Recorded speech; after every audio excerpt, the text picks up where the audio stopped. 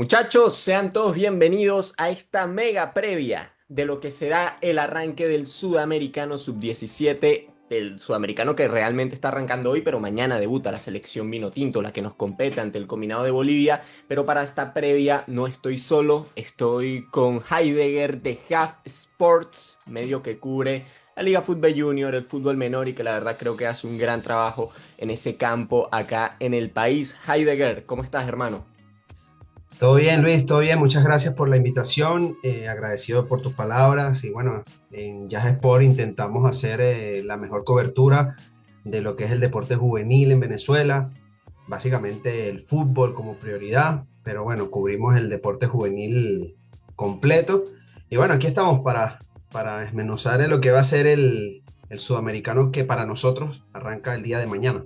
Sí, sudamericano que me parece que ha estado un poco solapado por la fecha de eliminatoria, selección absoluta y tal, pero que estoy seguro que a partir de mañana la gente se va a meter mucho más y se va a Sí. meter mucho más sobre todo porque pasa siempre, ¿no? Que la gente cuesta un poco que se familiarice con los jugadores, con los chamos nuevos que van apareciendo por ahí en la palestra. Este es un proceso que viene desde el Sudamericano Sub-15, lo estuviste siguiendo muy de cerca, no se consiguió, digamos, el objetivo principal en un grupo muy complicado, pero ¿qué nos puedes decir del proyecto, este proyecto además muy continuista de Osvaldo Vizcarrondo desde la Sub-15 hasta acá? Sí, bueno, lo primordial y lo importante es que el grueso de la selección se mantiene. A diferencia de la selección sub-15, yo creo que son seis los jugadores que no están dentro de esta convocatoria.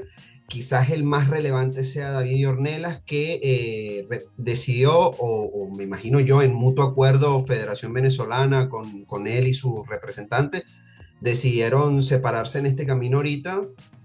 David fue a representar a Noruega, se cambió de federación inclusive, y bueno, creo que quizás es el más relevante. Y otros particulares que también, bueno, lamentablemente por temas de lesiones, el caso de Víctor Escobar, que si recuerdas en uno de los partidos de la sub-15 se lesionó los ligamentos, obviamente no iba a estar disponible para este sudamericano y bueno, esperemos que de aquí al mundial pudiera estar, aunque bueno, no sabemos, esas recuperaciones son bastante largas. Pero el grueso está, solo salvo seis, podría decirte, se mantiene y eso es positivo porque ya los chamos vienen con ese rodaje, los partidos previos a ese sudamericano, los propios del sudamericano y todos los módulos que han tenido durante estos meses para afrontar este torneo. Sí, además es lo que comentabas, es prácticamente el mismo equipo que vimos en la sub-15, obviamente ya más trabajado, con mucho más tiempo de preparación, con muchos módulos encima, con una serie de amistosos, que si no estoy mal, esta selección Vinotinto no perdió ninguno de sus amistosos de Ninguno. preparación de cara a este Sudamericano sub-17, que ya por allí son muy buenas noticias y Sí. hasta cierto punto ilusionantes de lo que pueda llegar a ser este grupo de jugadores. Vimos un módulo de dos partidos amistosos contra Paraguay, los dos con victoria, o una victoria y un empate, me parece. Y dos victorias además por la mínima en amistosos ante el combinado de Colombia. Entonces es una selección Vinotinto que viene madurando de la mano del proceso del profe Vizcarrondo, que es además otro nombre rutilante, si lo quieres ver así. Una selección Vinotinto, además, Heidegger, que te voy a decir una cosa en el Sudamericano Sub-15 mostró cosas muy interesantes, ¿eh? Sí, De buen sí, fútbol, de querer proponer, oye, por lo menos en estilo de juego, en intenciones de juego, mostró cosas muy interesantes y evidentemente esperamos que ver a ese grupo con buenas intenciones, pero mucho más maduro. sí, total. Fíjate que cuando estábamos detallando o siguiendo los amistosos, los dos con Paraguay y los dos contra Colombia, completando con ese torneo del sub-15, varios colegas que estuvimos dialogando y que seguimos el proceso, nos hablábamos de que esta selección está jugando al estilo Vizcarrondo. Una selección que busca proponer, pero que también busca armarse y fortalecerse defensivamente. Entonces ya cuando el entrenador, más allá de que fue exjugador, de que fue ex selección nacional y que tiene esa, ¿cómo decirlo? Esa fortaleza, podría decirse, o ese palmarés atrás, ese peso de jugador, yo creo que lo que él está aportando como entrenador a la selección empieza a reflejarse y lo pudimos ver en los partidos contra Colombia principalmente, que fue un equipo sólido, que físicamente Colombia se vio en algún momento en esos amistosos que decías, "Ve, Colombia tiene mayor físico, pero nuestra selección supo, y no solo contrarrestar eso, sino que también dominar el balón. Y ese, llegamos a la conclusión de que era el estilo Vizcarrondo, pues ese es lo que él va a querer jugar y lo que a lo mejor va a presentar desde mañana en este sudamericano. Sí, una selección que debuta mañana ante el combinado de Bolivia en un grupo bastante complicado también, en un grupo difícil, ¿eh? Hasta cierto punto. Vamos a repasarlo si quieres. Déjame buscar ¿Sí? por aquí el grupo, lo tenía por aquí. Si quieres te lo Mm, digo. ¿Lo tienes a la mano? Sí, lo tengo Dígalo, acá. dígalo de una. Bueno, está Bolivia, Ecuador, Brasil, Uruguay, por supuesto Venezuela. Sí. El debut yo creo que es el más idóneo. Nosotros en el Sudamericano Sub-15, previo a ese torneo, disputamos partidos amistosos acá en el CENAR contra Bolivia. Se perdieron lamentablemente los dos. A pesar de que se estuvo ganando esos partidos, Bolivia pudo remontar. Pero después, bueno, esos fueron los primeros encuentros que tuvo Venezuela. Ahora, yo creo que Venezuela está más curtida, más trabajada, tú mismo lo has dicho. Y yo creo que es el partido más idóneo para empezar un sudamericano, sobre todo porque cierras con dos selecciones fuertes como son Brasil y Uruguay. Sí, a ver, en ese sentido el calendario un poco engañoso en cierto modo porque debutas ante, en principio, la selección más débil del grupo, libras la fecha 2 la jornada 2 o sea, tienes tu primer partido y después inmediatamente tienes tus días de descanso y a partir de allí te viene una seguidilla de encuentros que son, bueno, tres finales, ¿no? Ante los combinados más importantes. Clasifican tres de cada grupo, ¿no? Tres a una hexagonal final. Bueno, sí, no es como el sub-20 o como los torneos anteriores, porque en esta oportunidad se van a otorgar 7 cupos para el Mundial. La FIFA decidió que los Mundiales sub-17, primero que sean anuales, que se jueguen todos en Qatar a partir de este año, desde 2025 a 2029, y aparte que tengan el mismo formato del Mundial de absoluto, que es de 48 selecciones. Entonces a la Conmebol se le ha concedido 7 cupos y en esta oportunidad van a clasificar 8, creo que son las ocho selecciones, o sea, 4 y 4 por grupo, creo que son las que van a clasificar, pero las dos que queden primero de grupo clasifican ya directo a las semifinales del torneo sudamericano Ok. y directo al mundial. Los que queden en el tercero y en el cuarto lugar van a disputar una especie de playoff, ¿verdad? Un cuadrangular Sí, todos contra todos y los dos primeros van contra bueno, no es un los dos ya cuadrangular, clasificados. el cuadrangular, por así decirlo, va a ser en la fase previa, o sea, el todos contra todos va a ser ahorita. Ajá. Venezuela enfrenta a Bolivia, después Ecuador, después Brasil, después Uruguay. Si queda primero o segundo, clasifica a las semifinales y al Mundial. Ya tendría asegurado el cupo sin haber terminado el torneo, ¿verdad? Lo que va a clasificar es a la semifinal de este sudamericano. Pero vamos a suponer que en el hipotético caso Venezuela clasifique en el tercero o en el cuarto lugar, va a tener que disputar una especie de partido de playoff Ok. para determinar si entra también a los cupos disponibles para el Mundial, que serían los cupos del 3 al 5. O Ok. sea, es como bastante benevolente el torneo porque Sí, o sea, puedes quedar de cuarto y tener una oportunidad todavía para total, meterte. inclusive hasta el séptimo puesto. Ahora, ahí nosotros, yo espero que no, ya no, ninguna selección va a aspirar a entrar séptimo porque lo que se busca también es ganar el torneo, porque para eso también buscas esto, ¿no? Pero esa va a ser la manera ahora a través de estos partidos como de llaves de eliminación directa después que clasifiques a la siguiente fase. Heidegger, hablemos un poco sobre el grupo de chamos. Grupo de chamos que me parece que el gran nombre bajo la lupa en esta convocatoria la ausencia bajo la lupa en esta convocatoria era la de Iván Molina, jugador de Sí. Botafogo, que se incorporó recientemente al proceso, fue a los últimos módulos de preparación, todo parecía indicar que iba a estar y al final se termina cayendo debido a temas burocráticos, ¿no? Temas de Sí, pasaporte, nacionalización, especificó la Federación Venezolana. Pero sí. más allá de Iván, háblame, por supuesto, del caso Molina y de otras ausencias importantes que veas en esta convocatoria de Vizca.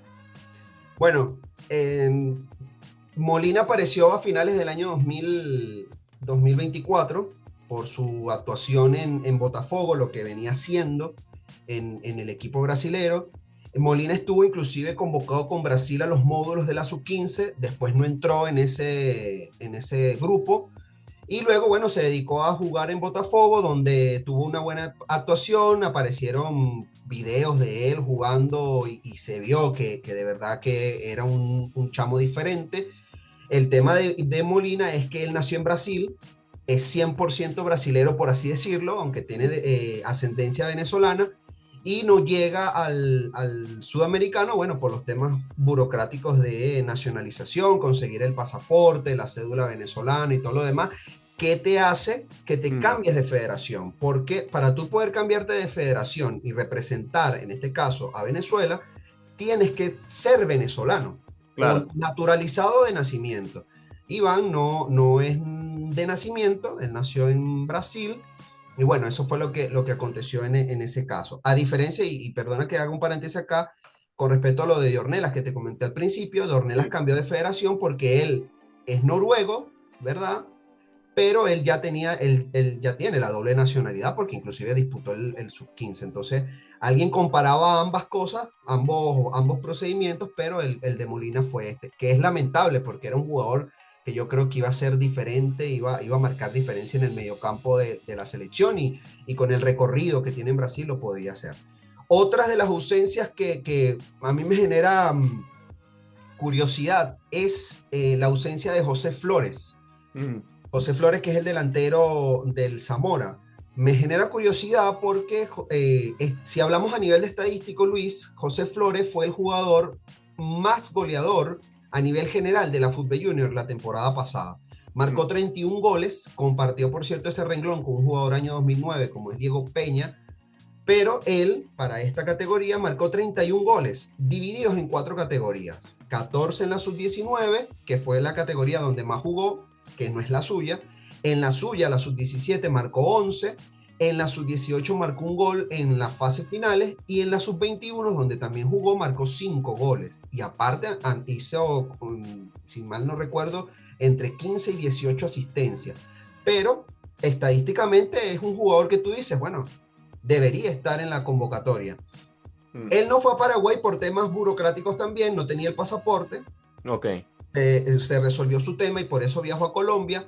En Barranquilla no disputó ni un minuto con la selección en los amistosos y bueno, ya al final, cuando ya desde hace una semana estaba la lista de buena fe colgada en Conmebol, pues nosotros nos dimos cuenta de que no iba a estar en la selección y bueno, me parece curioso, lamentable porque en el caso de nosotros de Jazz Sport, él fue el MVP de la temporada pasada de Fútbol Junior.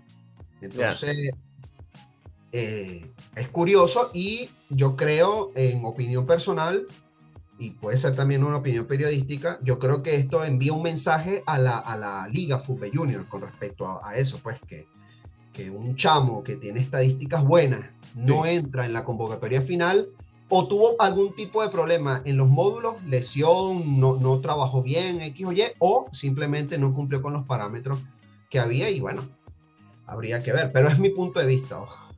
Claro, claro, no, al final hay que recordar que es una lista muy continuista de lo que ya venía siendo el proceso sub-15. Diego Claro. Ladino, este tipo de jugadores ya estaban presentes en el grupo desde hace rato. Y bueno, al final se quedan por fuera varios chamos, varios nombres importantes. Sí.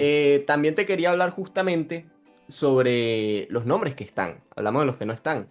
Hablemos un poquito sobre los nombres que están. Háblame un poquito sobre los jugadores que consideras que hay que ponerle la lupa en este sudamericano. Bueno, mira, aquí tengo la lista en la mano. Yo creo que los nombres principales es el de Yerwin Zulbarán, obviamente, que es el 10 de la selección y aparte es capitán.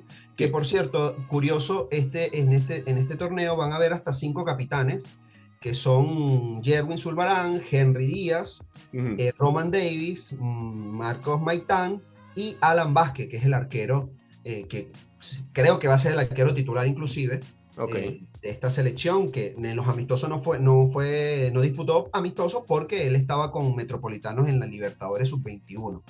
Pero yo creo que va a ser el arquero titular y el segundo arquero es Ángel Pérez. Entonces, bueno, Jerwin Zulbarán es uno. Hmm. porque es de los mejores jugadores que tiene la selección, es el 10 de la selección y bueno, con todo lo que hizo, no sé si recuerdas el torneo que ellos disputaron en Japón, donde Sí. inclusive fue galardonado como el goleador del torneo, el jugador más valioso del torneo, y después lo que hizo en el sudamericano, tiene una buena pegada de zurda. Bueno, viene de marcarle un golazo a Colombia en ese partido amistoso.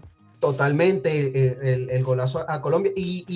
Bueno, muchas al principio lo comparaban como que iba a ser el sucesor de la línea de David Martínez, porque venía inclusive de la misma zona y del mismo equipo. Correcto. Y ese. El otro es su compañero de equipo, Henry Díaz. Sí. Yo lo conozco o lo he tildado como el Harry Potter de nuestro fútbol, porque es un mago en la cancha, hace muy bueno, aunque no tuvo una buena doble fecha amistosa con Colombia, la verdad que no se vio su fútbol como queríamos verlo, pero Mm. yo creo que en este sudamericano vamos a ver al mejor Henry Díaz que pueda haber, que va a ser titular también indiscutible. Y un tercer Bueno, nombre, antes de que ¿ah? prosigas, Henry Díaz, posiblemente uno de los nombres que nadie tenía en el radar, porque lo de Yerwin, tú lo dices, Yerwin venía con esa estirpe de jugador clave para ese sudamericano sub-15. Henry Díaz venía un poquito más tapado y creo que fue la gran revelación de ese sudamericano. Entonces, claro que me parece que Yerwin y Henry son los dos nombres a seguir, Los dos principales de esta máximos selección. referentes, sin Sí, duda. totalmente, Ya totalmente. después, ya después tú vas a encontrar, obviamente todos los jugadores que están en estas 23 son de importancia porque han hecho bastantes cosas positivas en sus clubes en la Liga Fútbol Junior, han resaltado. Por ejemplo, te voy a no, estos son los dos, ¿no? Pero te puedo nombrar uno al azar. Por ejemplo, el caso de Juan Uribe. Juan Uribe fue el que le da el título al Caracas en la categoría 2007 el año pasado, porque él marca el gol de la victoria ante Estudiantes. Inclusive la Liga Fútbol Junior lo cataloga como el jugador más valioso de esa final.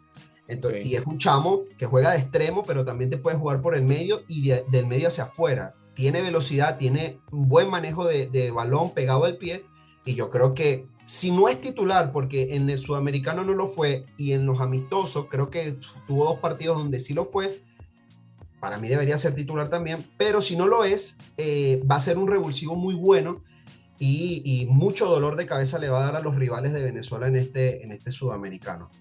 Juan Camilo Uribe se llama este chamo, que podría ponerlo ahí como tercero, pero la lista, oye, yo creo que los dos primeros son válidos nombrar, después los demás ahí Está están todos. peleado. Sí, inclusive el Román Lozada, que creo que es el único 2009 que está en esta convocatoria y ha estado en todos los procesos desde que Vizcarrondo inició, inclusive creo que desde antes ha estado en el proceso con los 2008. Y Román Lozada. Lozada el único que juega afuera, ¿no? De los que Lozada están es de Vélez. de los 23 hay dos. Ok, Él, que juega en Vélez, en ok, Argentina, y David García, que juega en Houston, ok, la MLS Nets. ok.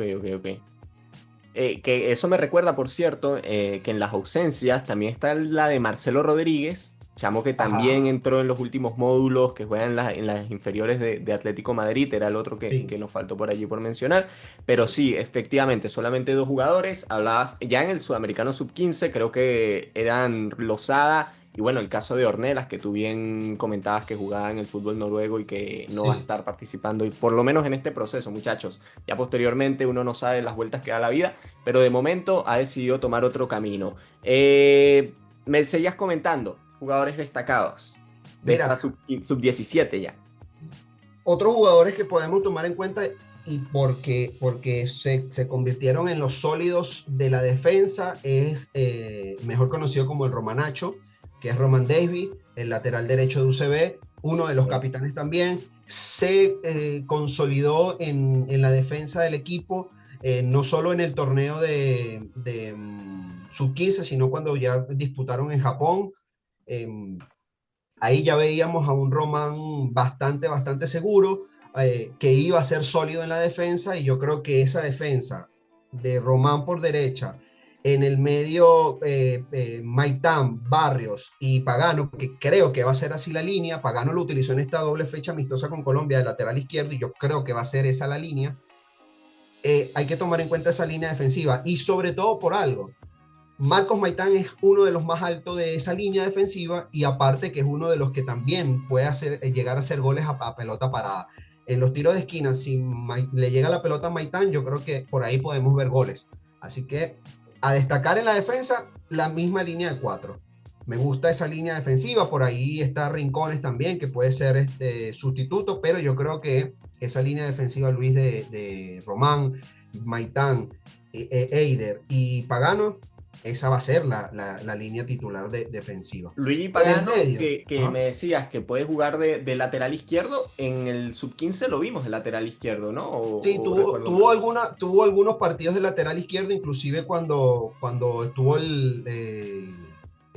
Eider entraba de central, Sí. colocaba a Pagano por una de las bandas, por el lateral izquierdo efectivamente, porque estaba Román por la derecha y Maitán era el que estaba Pero su acompañando. posición natural es central, Sí, juega de central central. zurdo. Bueno, inclusive hasta en Rayo Zuliano, cuando yo lo conocí en el año 2023, jugaba de volante 5 Ok. en Rayo Zuliano. Ok.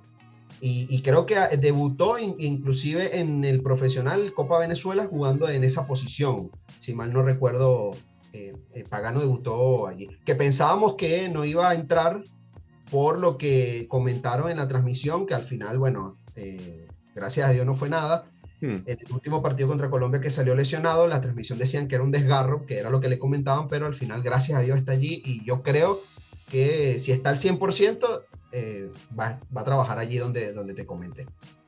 ¿Qué nos puedes decir de la mitad de la cancha? Un puesto lo sabemos todos, que es el de Henry Díaz. Lo que no sabemos es bien cómo lo va a utilizar Vizcarrondo, porque Henry es polivalente al final del día. Bueno, si lo deja libre, no estaría mal, porque el chamo se mueve.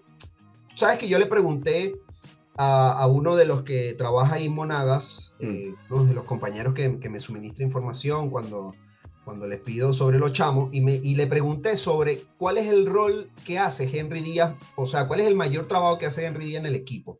Y él me comentaba que a pesar de su tamaño y a pesar de que se podía notar de que es un chamo ofensivo, él trabaja bastante la faceta defensiva como volante 5. Ok. Obviamente la selección no lo vamos a ver tanto de volante 5 porque ahí va a estar William Yer Muñoz, Román Lozada, que son los que usualmente trabajan allí. Pero yo creo que Henry, si lo dejan libre, te lo vas a poder encontrar tanto como enganche como volante central en una rotación que se exija. Pues todo también va a depender de los partidos.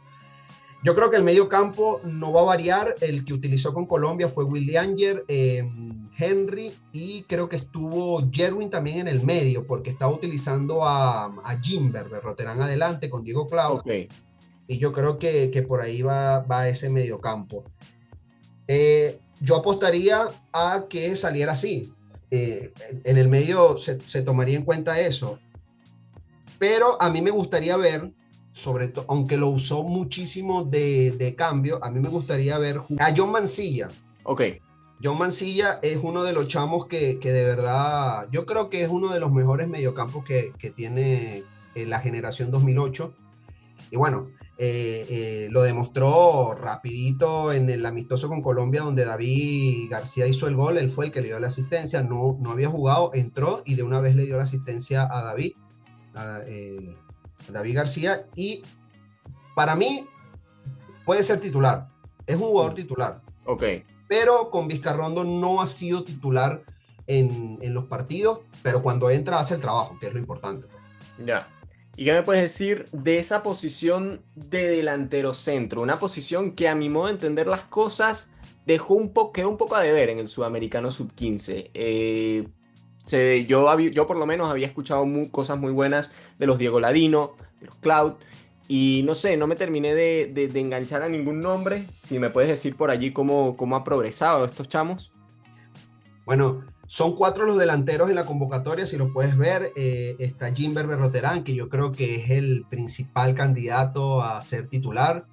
Pero todo también, como te comentaba, va a variar, depende de la alineación, porque Claro. Si Vizcarrondo juega con 4-4-2, yo creo que va a utilizar de entrada a Berroterán, y el segundo pudiera ser Diego Cloud, que es el que más ha usado allí. Pero el otro que está detrás de él pudiera ser David García, que después de hacer el gol, inclusive entró de titular en el segundo amistoso. tuvo muy buen trabajo.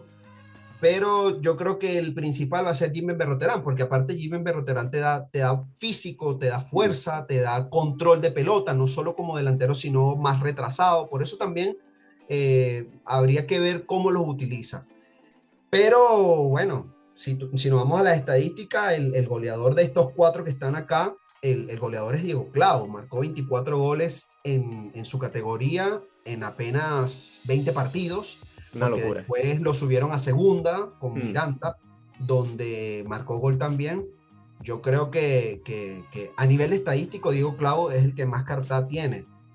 Diego Ladino marcó 11 goles en el torneo del año pasado, pero también es un chamo que tiene buena pegada, que va al choque, que no le teme a las jugadas pequeñas, pero con Vizcarrondo no ha sido titular en algunos partidos, Mm. pero de revulsivo también va a servir. Ok, Yo creo que los delanteros serían Jimber, Berroterán y sí. Diego Clau. Bueno, bien por allí entonces tenemos la visión de un experto, por así decirlo, porque uno conoce lo que vio en el Sudamericano Sub-15 y poco más. Al final tú eres el que sigue el día a día de los muchachos y es bueno conocer tu opinión. La última cosa de la que quería hablar era sobre el tema minutos profesionales. ¿Quiénes de aquí llegan digamos, ese bagaje y esa experiencia a nivel profesional, Liga Fútbol, Copa Venezuela, o por lo menos como los más destacados? Bueno, permíteme que te busque acá porque justamente tengo esa estadística de los jugadores. En este caso, los más recientes serían los jugadores del Monaga. Sí, Podríamos decir el caso de Marcos Maitán, que es el que más ha disputado partidos. Marcos Maitán actualmente tiene 136 minutos en la presente liga. ok. Es el que más minutos ha jugado. El caso de Yerwin Zulbarán, que fue otro de los chamos que jugó esta temporada 46 minutos, porque después se fue al módulo, pero Sí, por ejemplo ellos jugaron en Libertadores, claro. en la Copa Libertadores pudieron ver algunos minutos. El que con más rodaje profesional llega es Marco Maitán, el defensa, Ok. con esa cantidad de minutos que llega. El resto de los jugadores no ha visto mucho más minutos. Son jugadores que más bien los han concentrado más en estos módulos de la selección. Eh, Así que bueno, a nivel profesional acá. El caso de David García, Ujú, él tuvo su debut en la MLS Next, que es como la tercera división de Estados Unidos. ujú. Inclusive también debutó y marcó gol en uno de esos partidos. Entonces, pero eso ya fue hace rato, ¿no? Que lo hizo. Y bueno, a nivel de recorrido, estos 2008 son muy pocos. Inclusive en la lista que llevo de los jugadores, los únicos 2008 que han visto minutos han sido los de Monaga, justamente Marcos Maitán y Yerwi Zulbarán. De resto, eh, ningún otro ha podido disputar, Bueno, aunque Díaz debutó, ¿no? Henry Díaz debutó, correcto, Debutó, debutó pero en un pocos partido, minutos, vaya. pocos minutos, sí, Claro. entró como al 88, casi 90 de recorrido. Ya. Ojalá que después de este sudamericano y cuando ya tengamos los resultados, pues los inviten los equipos a que vean minutos profesionales para que se curtan de aquí a la preparación de la Copa Mundial, porque la Copa Mundial sí es un torneo diferente. No, totalmente, totalmente. Y para eso son este tipo de torneos. Venimos de una generación sub-17 que dejó la vara bastante alta y de la que Total. además, después de ese torneo, muchos salieron a otros equipos, muchos salieron del país, muchos empezaron a ver minutos como profesionales. Y bueno, Sí. justamente por eso es importante darle cabida a este tipo de torneos y a este tipo de procesos que apenas están arrancando. Además, un proceso que a mí personalmente me ilusiona mucho, sobre todo por el nombre de Vizca a la cabeza, sinceramente. Creo que a día de hoy es lo más resaltante. Vizcarrondo y Mario Rondón, que es su asistente técnico, por Totalmente, cierto. totalmente. Yo creo que la ilusión es enorme porque uno conoce a los chamos. O sea, Sí. por ejemplo, en mi caso yo he visto a estos chamos desde que han estado en la sub-15 jugando, te hablo sub-15 categoría a nivel de Liga Fútbol Junior. Ajá. Los he visto, por ejemplo, he tenido la oportunidad de conocerlos a la mayoría, de entrevistarlos, y cuando tú los escuchas hablar, tú dices la ambición que tienen y el deseo que tienen de trascender, no solo a nivel personal como futbolistas profesionales, sino cuando se ponen la camisa de la Vinotinto, es así pues. Y el caso, bueno, no sé si se logra ver de este lado Sí. esta camisa, de Jesús Lara, uno de los chamos que de verdad trabajó bastante para poder estar en el Mundial. Hmm. Tenía al otro arquero que ahorita se me escapa el nombre, Jorge. Jorge Rodríguez, Jorge Sánchez, Jorge creo que es Sánchez, el apellido, sé que es correcto. Jorge. Pero bueno, el portar una camisa de la selección es lo que los motiva y bueno, eh, ya están preparados para eso y ahora para enfrentarse a lo que va a ser el buscar el cupo a Qatar, ¿no? Que también te da ilusión decir, bueno, mira, si ganamos, si clasificamos, vas a conocer Qatar y vas a jugar en una de las mejores canchas del mundo, donde se jugó la Copa Mundial, porque uno de los Claro. estadios que van a utilizar en Qatar fueron donde se disputaron partidos del Mundial del 2022. Entonces eso también como que es un plus para el trabajo a partir de mañana. Bueno, hermano, muchísimas gracias por el tiempo. Tienes las puertas abiertas por aquí del canal de la comunidad para hablar y para impulsar todo lo que sea fútbol menor, tema que por acá nos interesa muchísimo. Y bueno, espero tener por allí tu opinión, a lo mejor al finalizar el torneo. Creo que sería bueno repetir la charla.